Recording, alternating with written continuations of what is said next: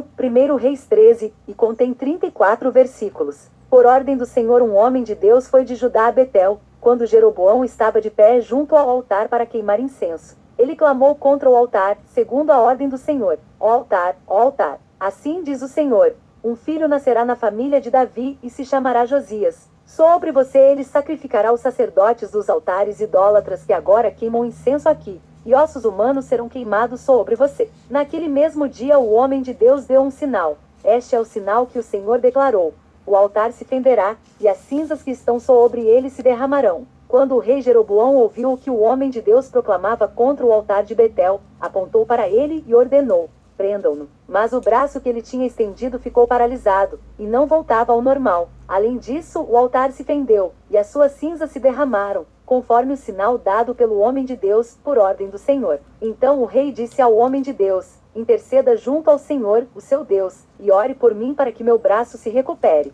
O homem de Deus intercedeu junto ao Senhor, e o braço do rei recuperou-se e voltou ao normal. Bom, apesar desses 3 milagres, né, que se sucederam aqui, Jeroboão não se arrependeu e nem ao menos deixou a sua perversidade de lado, né? O que prova que não é porque recebemos o milagre que nós estamos salvos, né? Milagre podemos receber mesmo sem ser salvo, né? Sem termos a salvação. Infelizmente, muitos querem a bênção, mas não querem a Jesus. Mas sim o que ele pode fazer e não ele pelo que ele é, né? Infelizmente.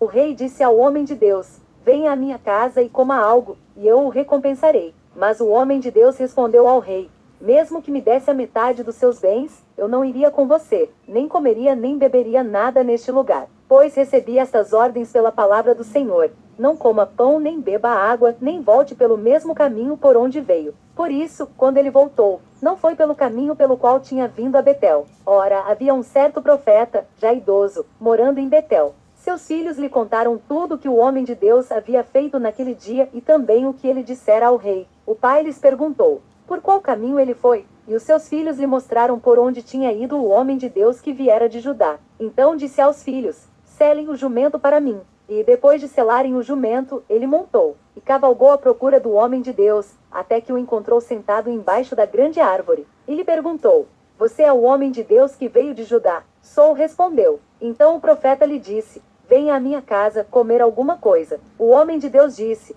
não posso ir com você, nem posso comer pão ou beber água neste lugar. A palavra do Senhor deu-me essa ordem: não coma pão nem beba água lá, nem volte pelo mesmo caminho por onde você foi. O profeta idoso respondeu: eu também sou profeta como você. E um anjo me disse por ordem do Senhor: faça-o voltar com você para sua casa para que coma pão e beba água. Mas ele estava mentindo. E o homem de Deus voltou com ele e foi comer e beber em sua casa. Enquanto ainda estavam sentados à mesa, a palavra do Senhor veio ao profeta idoso que o havia feito voltar. Ele bradou ao homem de Deus que tinha vindo de Judá: assim diz o Senhor: você desafiou a palavra do Senhor e não obedeceu a ordem que o Senhor, o seu Deus, lhe deu. Você voltou e comeu pão e bebeu água no lugar onde ele lhe falou que não comesse nem bebesse. Por isso seu corpo não será sepultado no túmulo dos seus antepassados. Quando o homem de Deus acabou de comer e beber, o outro profeta selou seu jumento para ele. No caminho, um leão o atacou e o matou.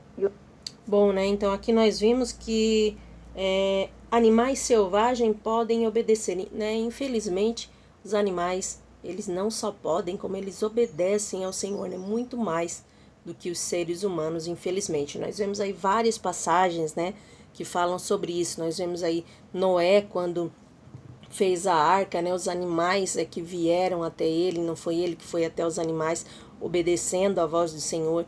Temos aí também os leões, né, na cova, quando estavam com Daniel, apesar de estarem famintos, não o devoraram. Enfim, nós temos várias passagens vendo aí como os animais obedeceram, né? A jumenta de Balaão, mesmo apanhando do seu dono, ela ali continuava a alertá-lo. Infelizmente é assim. Mas o que cabe aqui a nós é entender também que nós precisamos obedecer a Deus, né? Às vezes a gente, como esse profeta, ele já tinha ouvido a palavra vinda do próprio Deus, que não era para ele ficar ali. E aí agora ele encontra um homem que se dizia ser profeta e o era, dizendo que Deus tinha mudado de ideia, que não era bem assim, que era para ele ficar ali, que ele podia ficar ali, mas ele estava mentindo. Então ele deixou de acreditar e dar valia naquilo que Deus tinha falado para ele, para acreditar num ser humano. Provavelmente ele estava com fome e quis matar o desejo aí da sua carne, né? Mas aqui está bem claro que nós devemos seguir ao pé da letra, né? O que Deus fala para nós, né? Às vezes eu vejo muitas pessoas que às vezes acabam até mesmo culpando o profeta ou culpando Deus, né? Das coisas darem errada, mas esquecem que Deus, quando ele fala com o homem, ele sempre coloca um mais, né? Ele coloca aí uma condição. A profecia, ela é condicional. E às vezes nós não cumprimos a nossa parte e queremos que Deus faça a dele, né? Então é muito importante observar isso, né? E obedecer aquilo que Deus falou e não que o homem falou. E o seu corpo ficou estendido no chão, ao lado do leão e do jumento. Algumas pessoas que passaram viram o cadáver estendido ali, com o leão ao lado, e foram dar a notícia na cidade onde o profeta idoso vivia. Quando o outro profeta soube disso, exclamou: é o homem de Deus que desafiou a palavra do Senhor. O Senhor o entregou ao leão, que o feriu e o matou, conforme a palavra do Senhor o tinha advertido. O profeta disse aos seus filhos: selem o jumento para mim, e eles o fizeram. Ele foi e encontrou o cadáver caído no caminho, com o jumento e o leão ao seu lado. O leão não tinha comido o corpo nem ferido o jumento. O profeta apanhou o corpo do homem de Deus, colocou-o sobre o jumento, e o levou de volta para Betel, a fim de chorar por ele e sepultá-lo. Ele o pôs no seu próprio túmulo, e lamentaram por ele, exclamando: ah, meu irmão! Depois de sepultá-lo, disse aos seus filhos: quando eu morrer, enterre-me no túmulo onde está sepultado o homem de Deus.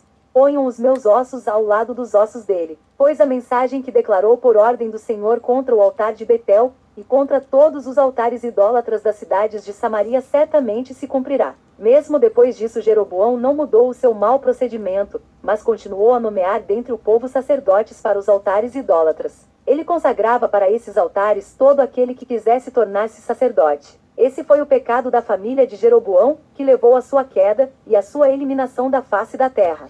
Bom, queremos encerrar então este capítulo desejando que Deus abençoe a tua casa, a tua vida, a tua família, a tua saúde, o teu ministério, em nome de Jesus.